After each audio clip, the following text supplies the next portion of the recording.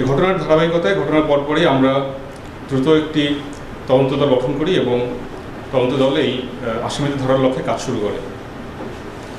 এই ধারাবাহিকতায় আমরা গতকাল মামলার প্রধান আসামি আলাউদ্দিন ওরফে হীরাকে আমরা গ্রেফতার করতে সক্ষম হই। মূলত তার নেতৃত্বেই এই নৃশংস ঘটনাটি সংঘটিত হয়। পরবর্তী আসামিদের তথ্য অনুযায়ী আমরা আমাদের নারায়ণগঞ্জ র্যাব 11-র একটি দল এবং র্যাব 1-এর একটি যৌথ দল গাজীপুর জেলা কালিয়াকৈর থানাধীন রতনপুর এলাকা থেকে মামলার অপর 3 আসামি আলামিন, রাসেল এবং সানি 3 জনকে গ্রেফতার করে। ঘটনা তদন্তে জানা যায় যে নিহত ভিকটিম সুরজ মিয়া এলাকার সাবেক মেম্বার এবং তিনি ইউনিয়ন আওয়ামী লীগের অর্থ সম্পাদক। এছাড়াও তিনি আলীপাড়া জামে মসজিদ কমিটির সভাপতি।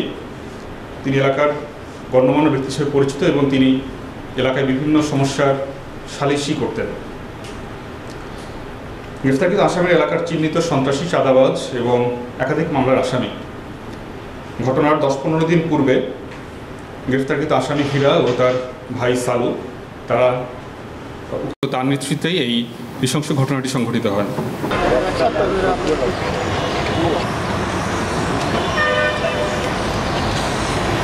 স্টপ।